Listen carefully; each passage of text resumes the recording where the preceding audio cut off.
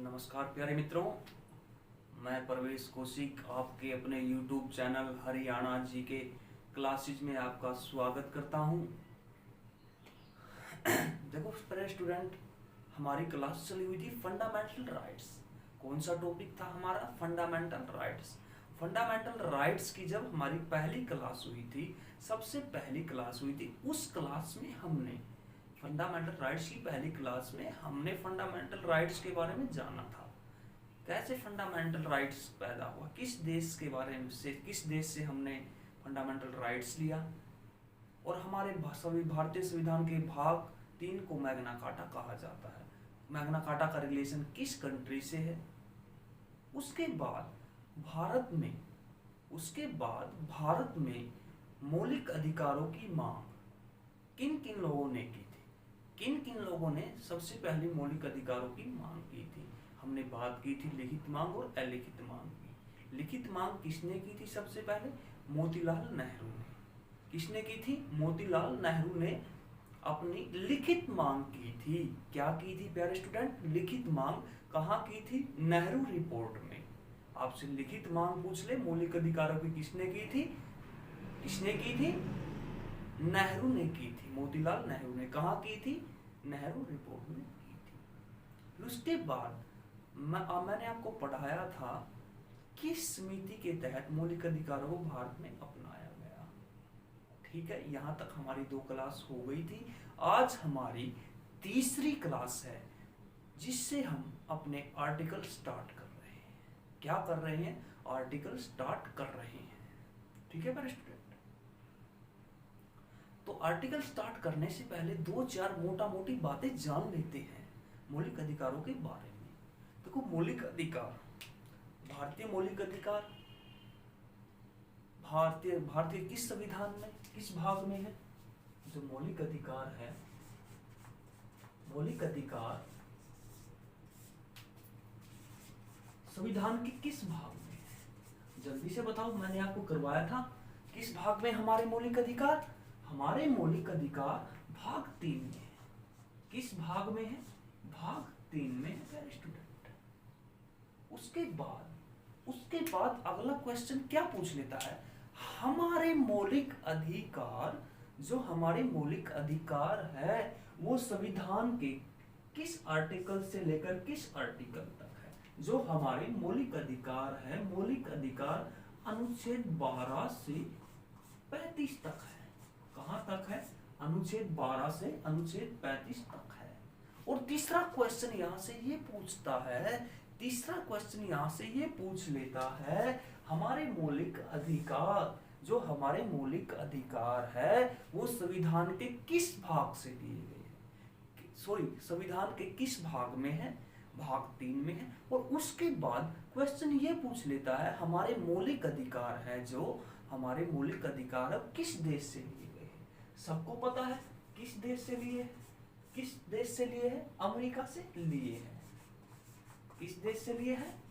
America से लिए हैं हमारे मौलिक अधिकार। और हमारे भाग 3 को मैग्ना कार्टा कहा जाता है। क्या कहा जाता है?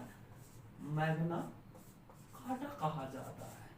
क्या कहा जाता है? जो हमारा भाग 3 है इसको क्या कहा जाता है? Magna carta. मैग्ना कार्टा की मैंने आपको हिस्ट्री बताई थी, किस देश से लिया गया है, किस देश में सबसे पहले मौलिक अधिकारों को मैग्ना कार्टा कहा गया था।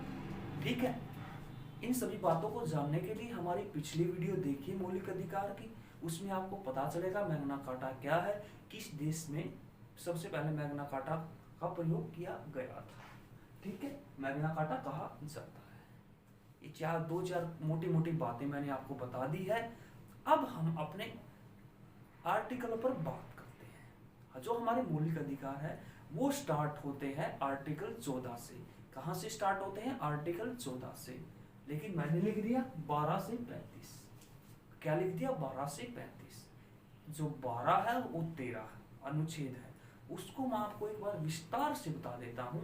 क्या बता देता हूं? जो हमारे आर्टिकल 12 है और 13 है उसको मैं आपको बता देता हूं। जो उन आर्टिकलों से क्वेश्चन पूछ लिए जाते हैं वो मैं आपको बताऊंगा।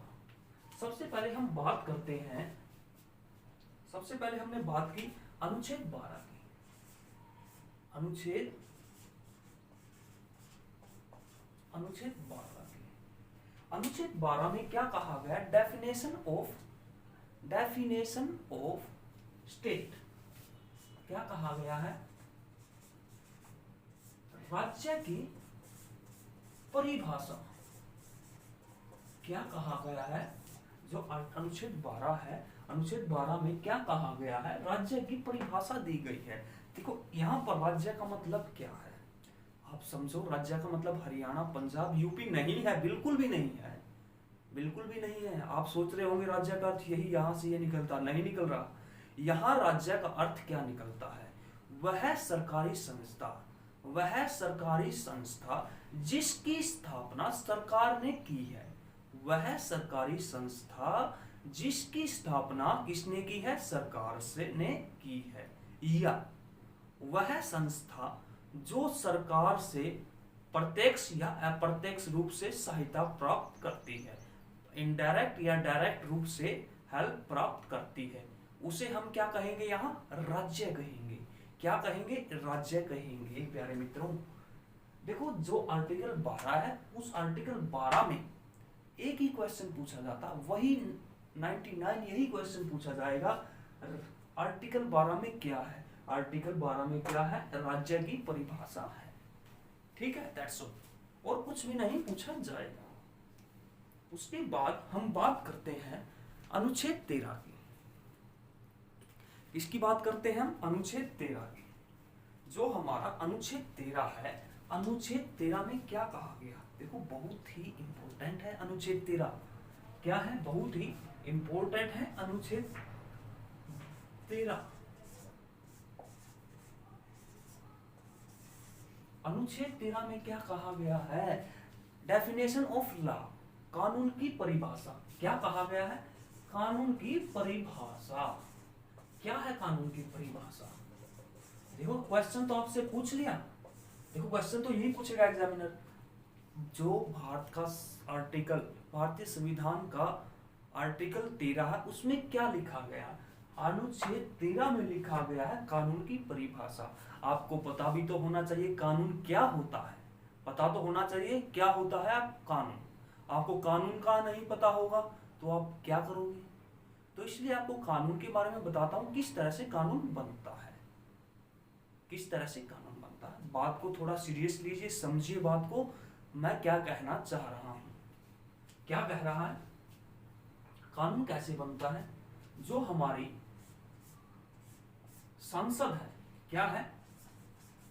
संसद है।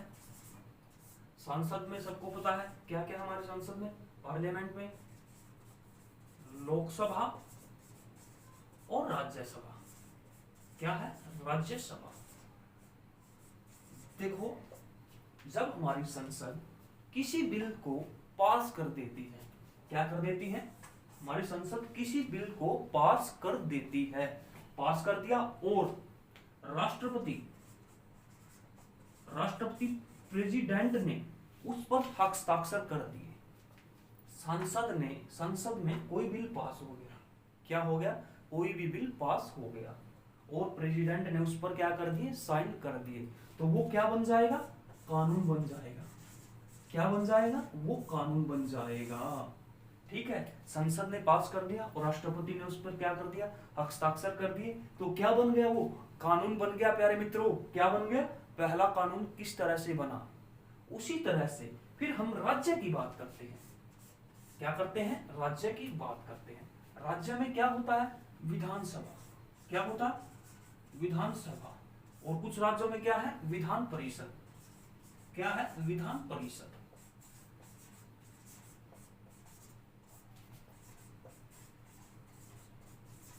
क्या है? विधान परिषद।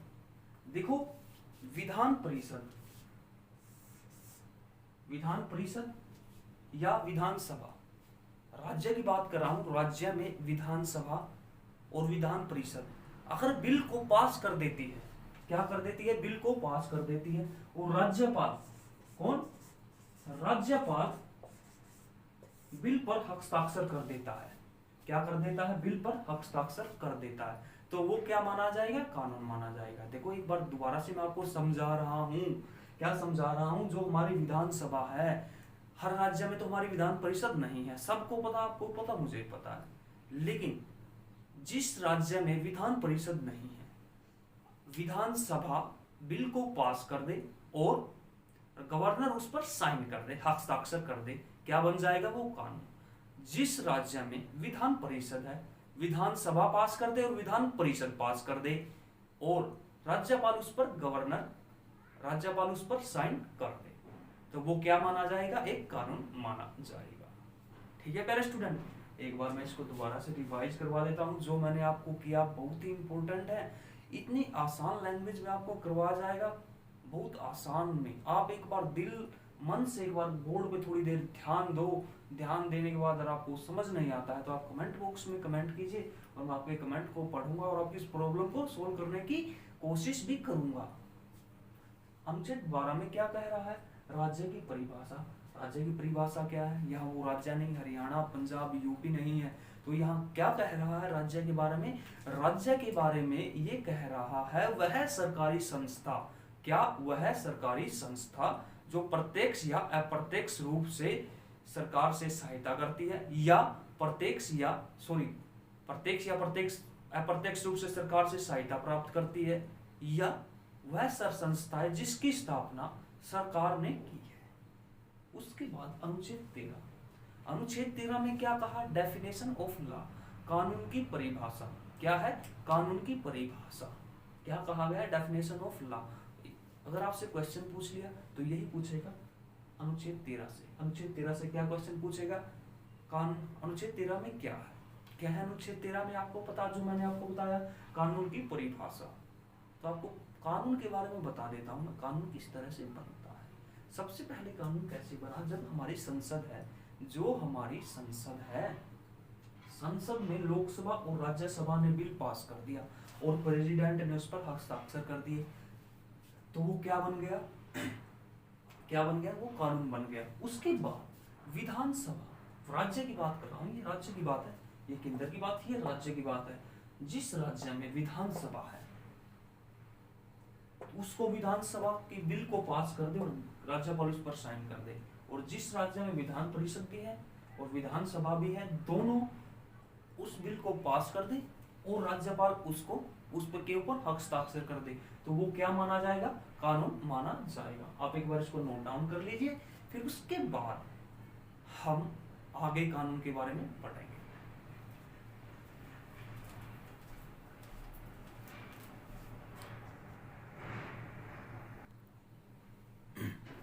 उसके बाद तीसरा कानून कैसे बनता है, अगर अनुच्छेद 123 जो हमारा राष्ट्रपति है, अनुच्छेद 123 के द्वारा अध्यादेश जारी कर देता है। क्या कर देता है, अध्यादेश। जो हमारा क्या है, राष्ट्रपति, इसकी बात कर रहे हैं हम, राष्ट्रपति की बात कर रहे हैं। राष्ट्रपति अनुच्छेद 123 आर्टिकल 123 के द्वारा, इसके द्वारा आर्टिकल 123 के द्वारा ऑर्डिनल पास कर दे, क्या कर दे, अध्यादेश जारी कर दे, क्या कर दे, अध्यादेश जारी कर दे, तो वो क्या माना जाएगा, वो कानून माना जाएगा।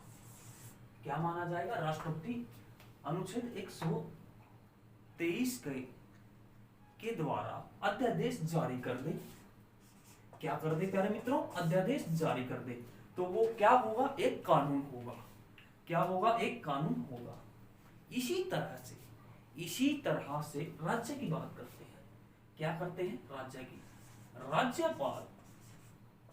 राज्यपाल आर्टिकल 213, किसका, 213, क्या लिखा, आर्टिकल 213 का प्रयोग करके अध्यादेश जारी कर दे, क्या कर दे, अध्यादेश जारी कर दे, तो वो भी क्या माना जाएगा, एक कानून माना जाएगा। देखो आर्टिकल बहुत ही इंपॉर्टेंट है, देखो सबको पता है, सब स्टूडेंट को पता, आपको पता, मुझको पता है, राज्यपाल अध्यादेश जारी करता है।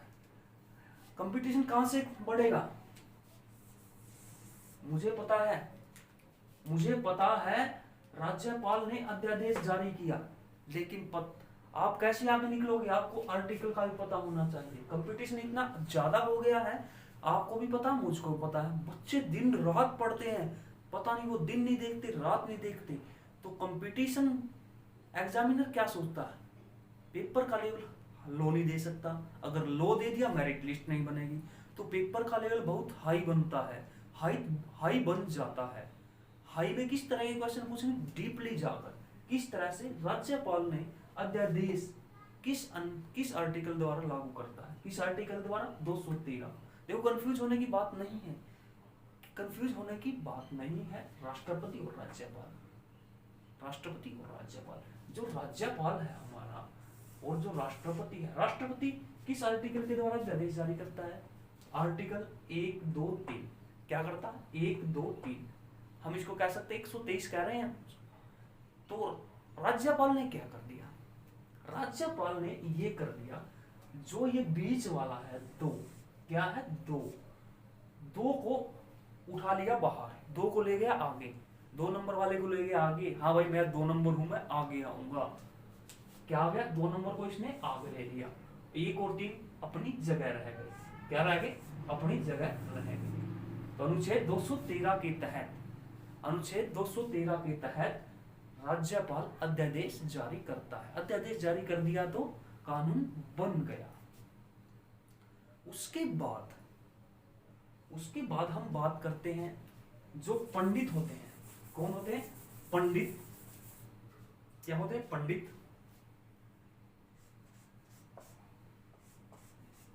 पंडित होते हैं,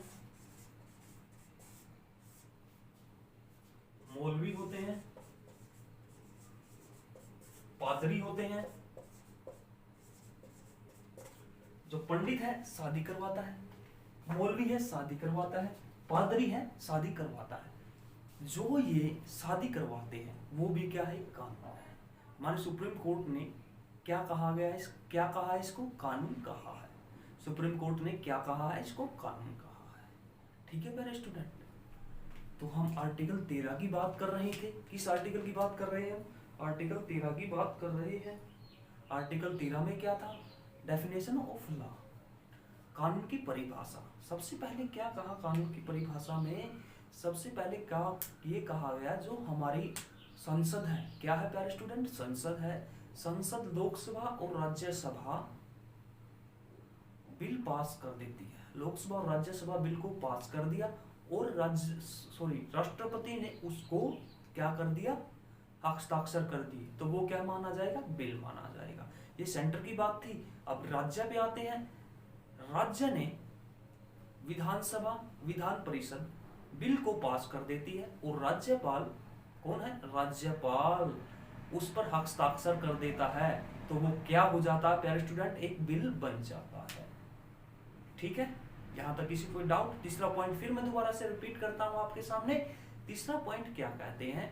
अनुच्छेद 123 के तहत, किसके तहत? अनुच्छेद 123 के तहत राष्ट्रपति अध्यादेश जारी करता है, ऑर्डिनल जारी करता है। तो वो क्या बन जाता है? कानून बन जाता है। उसी तरह से राज्यपाल भी ऑर्डिनल पेश करता है। क्या करता है? राज्यपाल भी ऑर्डिनल पेश करता है। और किस आर्टिकल के तहत? 213 अनुच्छेद के तहत अपना ऑर्डिनल पेश करता है। वो भी क्या बन जाता है? कानून। जो पंडित है, पादरी है, मौलवी है और शादी करवाते, वो भी क्या है? कानून है। यहाँ तक अनुच्छेद 13 में किसी को कोई डाउट हो तो बता सकता है। आप एक बार इसको नोट डाउन कर लीजिए जो मैंने आपके सामने लिखा।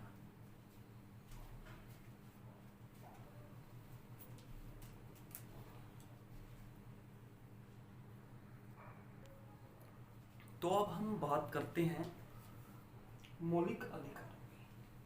आप सबको पता है पहले हमारे मौलिक अधिकार कितने थे? हमारे पहले मौलिक अधिकार कितने थे प्यारे बच्चों? हमारे मौलिक अधिकार कितने थे? 7। कितने थे? इनकी संख्या 7। लेकिन क्या हुआ जब हमारा 44वां, कौन सा? 44वां संविधान संशोधन हुआ। कि कौन सा संविधान संशोधन हुआ? 44वां संविधान संशोधन हुआ, कब हुआ? कब हुआ? 1973 में हुआ। जब हमारा 44वां संविधान संशोधन हुआ, उसमें हमने जो हमारे मौलिक अधिकार थे उसमें से संपत्ति का अधिकार, कौन सा अधिकार? संपत्ति का अधिकार निकाल दिया। क्या निकाल दिया? 44वें संविधान संशोधन के तहत हमने संपत्ति का अधिकार निकाल दिया। जो हमारे संपत्ति के अधिकार थे, मौलिक अधिकारों में पहले थे, किस आर्टिकल में थे? 19F, आर्टिकल 19F और 31। इसको निकालकर हमने अनुच्छेद 301 के तहत, आर्टिकल 301 के तहत एक कानून बना दिया। क्या बना दिया? एक कानून बना दिया। ठीक है, 44वां संविधान संशोधन हुआ। 44वां संविधान संशोधन होने के बाद हमने संपत्ति का अधिकार था, जो संपत्ति के अधिकार है उसको मौलिक अधिकार से निकालकर एक कानूनी अधिकार बना दिया। That's all. तो हमारे पास कितने अधिकार रह गए प्यारे मित्रों? हमारे पास कितने अधिकार हैं? हमारे पास 6 अधिकार रह गए। क्या रह गए? हमारे कितने फंडामेंटल राइट्स रह गए हमारे पास? हमारे पास हमारे 6 मौलिक अधिकार रह गए। सबसे पहले हम बात करते हैं समता या समानता। समता या समानता, सबसे पहले बात की हमने समानता। समानता का अधिकार, जो हमारा समानता का अधिकार है, समानता का अधिकार है, वो आर्टिकल अनुच्छेद 14 से लेकर 18 तक है। कहां तक है? समानता का अधिकार अनुच्छेद 14 से लेकर 18 तक है। हम इनको आर्टिकल वाइज पढ़ेंगे, बहुत ही सरल लैंग्वेज में पढ़ेंगे, एक रिदम से पढ़ेंगे, अच्छी तरह से पढ़ेंगे। ज्यादा टाइम वेस्ट ना करके हम सबसे पहले जो आर्टिकल है हमारा 14, कौन सा है? 14 की बात करते हैं। अनुच्छेद 14,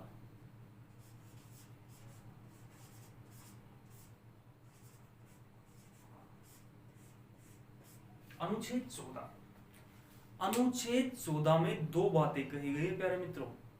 2 बातें बहुत ही इंपॉर्टेंट है। क्या कही गई है?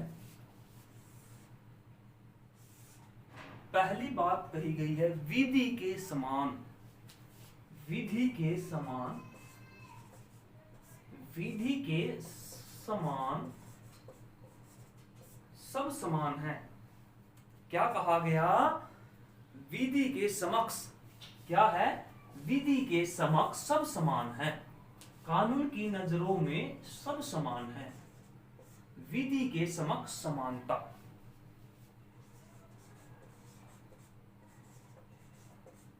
इसका अभिप्राय ये हुआ, कानून की नजरों में, कानून की नजरों में सभी समान हैं। या राजा भोग हो, या गंगू तेली हो, या कोई ठेले लगाने वाला हो, या मुकेश अंबानी हो, सभी एक कानून की नजर में क्या है? सभी समान हैं। ठीक है, अनुच्छेद 14 में ये बात कही। अनुच्छेद 14 में क्या बात कही? मैं दोबारा से रिपीट करवा देता हूं। विधि के समक्ष समानता, कानून की नजरों में क्या है? सब समान है। क्या है? कानून की नजरों में क्या है? सब समान है। उसके बाद जो ये बात कही गई है, विधि के समक्ष समानता, कानून की नजरों में सब समान है, ये बात आपको समझ में आ गई। अब एक बात और मैं बहुत इंपॉर्टेंट बताता हूं, जो विधि के समक्ष समानता है, ये बात भारत देश ने किस देश के संविधान से ली है? जल्दी से बताओ। आप बताओ एक बार, आपको पता होगा, आपने पॉलिटिकल पढ़ी है, जल्दी से बताओ। तब तक मैं आपको दूसरी बात बता देता हूं क्वेश्चन आपके लिए, जो विधि के समक्ष समानता है वो किस देश के संविधान से ली गई है। उसके बाद हम बात करते हैं विधियों के समक्ष समान संरक्षण। क्या कहा दूसरी बात, विधियों के समक्ष समान संरक्षण।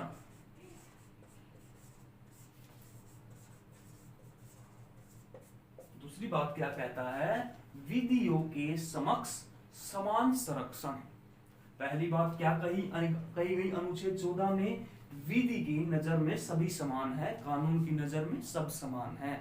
उसके बाद दूसरी बात क्या कही गई, विधियों के समक्ष समानता। बहुत इंपॉर्टेंट है आर्टिकल 14, वेरी वेरी इंपॉर्टेंट है आर्टिकल 14। इसमें दो बातें कही गई है। मैंने आपसे क्वेश्चन पूछा था विधि के समक्ष समानता, विधि के समक्ष समानता हमने किस देश के संविधान से ली है, मैं आपको बता देता हूं। जो विधि है, विधि के समक्ष समानता हमने इंग्लैंड से ली है। किस देश से ली है, इंग्लैंड से ली है, ठीक है। किस देश से ली है हमने, विधि के समक्ष समानता किस देश से ली है, इंग्लैंड से ली है। उसके बाद विधियों के समान संरक्षण, ये बात हमने किस देश के संविधान से ली गई है, जल्दी से बताओ, जल्दी बताओ। ये बात हमने अमेरिका के संविधान से ली है। किस देश के संविधान से ली है, अमेरिका के संविधान से ली है। तो आपको आर्टिकल 14 समझ में आ गया। अरे बात समझ आई या नहीं ये बताओ मेरे को, आर्टिकल 14 आपको समझ आया नहीं आया, बोलो हाँ या ना। ठीक है स्टूडेंट। उसके बाद हम बात करते हैं अनुच्छेद 15 की। एक बार आप इसको नोट डाउन कर लीजिए, आर्टिकल 14 को, उसके बाद हम आर्टिकल 15 की बात करेंगे।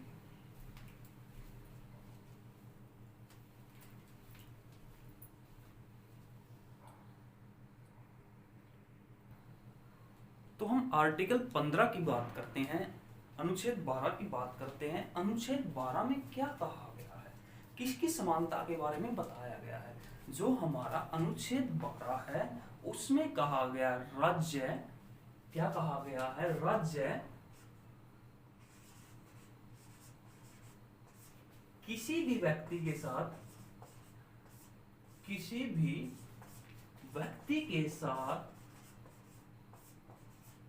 धर्म, जाति, लिंग,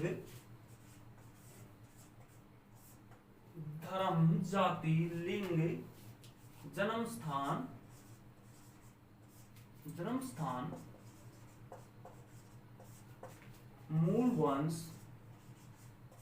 मूल वंश के आधार पर भेदभाव नहीं कर सकता। क्या नहीं कर सकता, भेदभाव नहीं कर सकता है। अनुच्छेद 15 ये बात कह रहा है, राज्य किसी भी व्यक्ति के साथ, देखो क्या कह रहा है, धर्म, जाति, लिंग, जन्म स्थान, मूल वंश के आधार पर भेदभाव नहीं कर सकता। क्या नहीं कर सकता, भेदभाव नहीं कर सकता। इस बात को समझो, क्या कहना चाह रहा है। जो हमारा राज्य है, राज्य किसी भी व्यक्ति के साथ यह कह दे ये फलाना व्यक्ति फलाने वंश से है, इससे दूर रहो, इसका जन्म स्थान फलानी जगह से हुआ है, इससे दूर रहो, ये लिंग जाति के आधार पर इसकी जाति अछूत है, ये नीची जाति का, इससे दूर रहो, धर्म इसका मुस्लिम है, ये हिंदू है, ये ईसाई है, इससे दूर रहो, और लिंग जन्म स्थान इसका जन्म फलानी जगह हुआ, डिग्री जगह हुआ। इन सभी बातों को अगर कोई व्यक्ति राज्य में करता है किसी के साथ तो वो क्या है, निषेध है। अगर कोई कर्ता मिल गया तो आर्टिकल 15 के तहत उस पर कार्रवाई होगी। तो अनुच्छेद 15 कह रहा है राज्य किसी भी व्यक्ति के साथ धर्म, जाति, लिंग, जन्म स्थान, मूल वंश के आधार पर भेदभाव निषेध है। क्या है, निषेध है। उसके बाद अनुच्छेद 15 16 अनुच्छेद 16। देखो मैं अनुच्छेद 16 बता देता हूं। अनुच्छेद 16 में यो कहा गया है लोक नियोजन में समानता। लोक नियोजन में समानता। जो सरकारी नौकरियां हैं, क्या है, सरकारी नौकरियां हैं, उसमें सभी को समान अवसर दिया जाएगा। सभी इक्वल है, सभी एक समान है। क्या है, लोक नियोजन में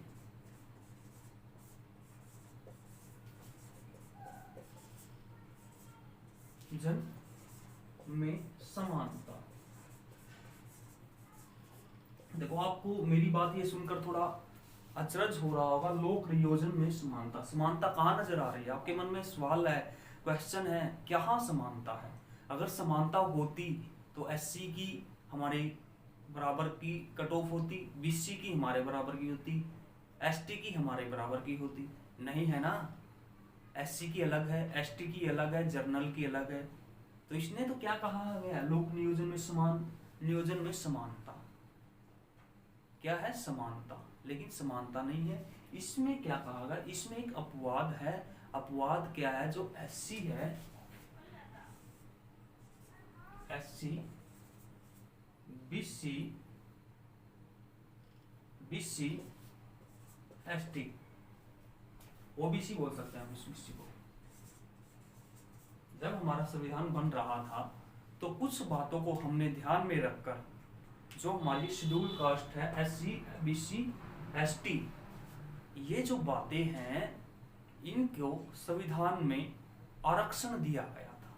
क्या दिया गया था? आरक्षण दिया गया था। क्यों दिया गया था? उस टाइम स्थिति बहुत ही दयनीय थी। क्या थी? बहुत ही दयनीय थी। तो जब हमारा संविधान बना तो उस टाइम संविधान में इनको क्या दिया गया था? आरक्षण दिया गया था। इसके बारे में और ज्यादा बात ना करके आर्टिकल 16 को एक बार दोबारा रिपीट करवा देता हूँ। लोक नियोजन में समानता, जो सरकारी पद है उनमें सभी को समान अवसर दिया जाता। अपवाद क्या है? जो एससी है, बीसी है, एसटी के लिए एक विशेष प्रावधान है। क्या है? विशेष प्रावधान है। ठीक है। उसके बाद अनुच्छेद 17 की बात करते हैं। किसकी बात करते हैं? अनुच्छेद 17 की। अनुच्छेद 17, अनुच्छेद 17 में क्या कहता है? अस्पृश्यता। क्या कहता है? अस्पृश्यता, अस्पृश्यता का अंत या छूत का अंत।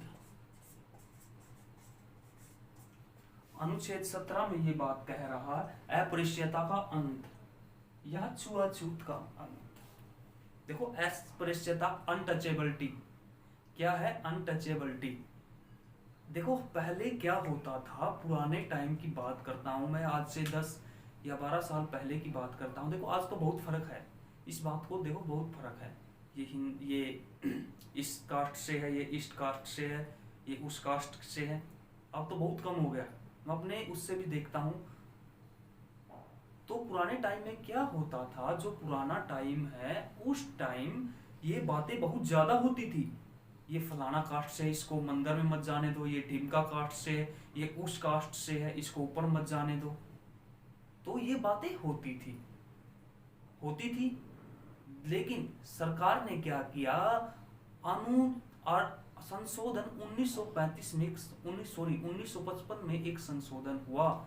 क्या था वो? अस्पृश्यता का अंत था। अगर कोई ऐसा करता पाया तो अधिनियम 1955 के तहत अस्पृश्यता का उल्लंघन किया तो 1955 के तहत उसको सजा दी जाएगी।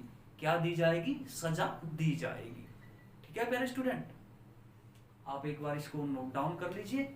मैं आपको दोबारा से रिवीजन करवा देता हूँ। अनुच्छेद 15 में क्या कहा गया? राज्य किसी भी व्यक्ति के साथ धर्म, जाति, लिंग के आधार पर भेदभाव नहीं कर सकता। ठीक है, चाहे वो हिंदू है, चाहे वो फलानी जगह पर पैदा हुआ, चाहे वो गांव में पैदा हुआ, चाहे वो देहात में पैदा हुआ, चाहे वो उस कुल में पैदा हुआ, चाहे उसका कुल उस पे हुआ, ठीक है, इसी के साथ भेदभाव निषेध है।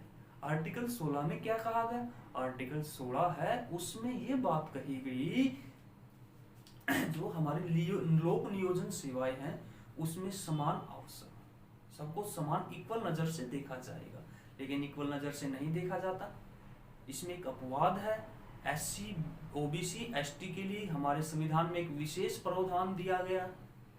उसके बाद अनुच्छेद 17 की बात करता है अस्पृश्यता का अंत या छुआछूत का अंत।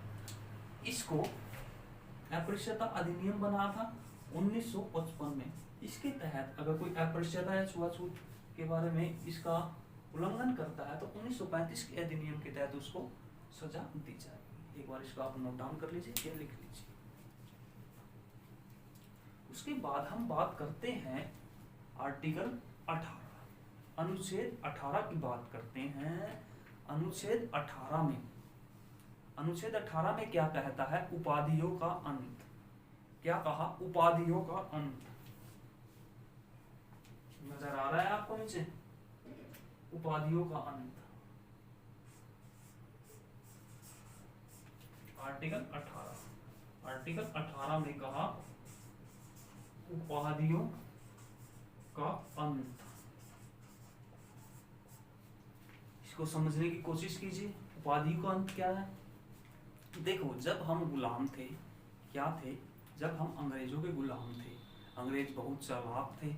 उन्होंने क्या करते थे? वो उपाधि दे देते थे। आज उपाधि दे दी,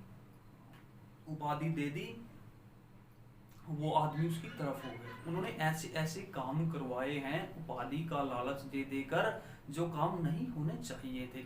इन्हीं बातों को मद्देनजर रखते हुए जब हमारा संविधान बना, क्या बना? जब हमारा संविधान बना उसमें हमने उपाधियों का अंत कर दिया। क्या कर दिया? कोई भी देश, कोई भी व्यक्ति किसी भी देश से उपाधि मिलती है, नोबेल पुरस्कार मिलता है, तो सबसे पहले राष्ट्रपति की परमिशन आवश्यक है। क्या है? राष्ट्रपति की परमिशन आवश्यक है। फिर आपके मन में एक ये सवाल आया होगा, देखो सर जी, जो हमारे भारत रत्न है, पद्म विभूषण है और पद्मश्री है, ये क्या है? ये उपाधि नहीं है। क्या है? ये उपाधि नहीं है, ये विधि के समान उपाधि है और कुछ सेना की उपाधि है।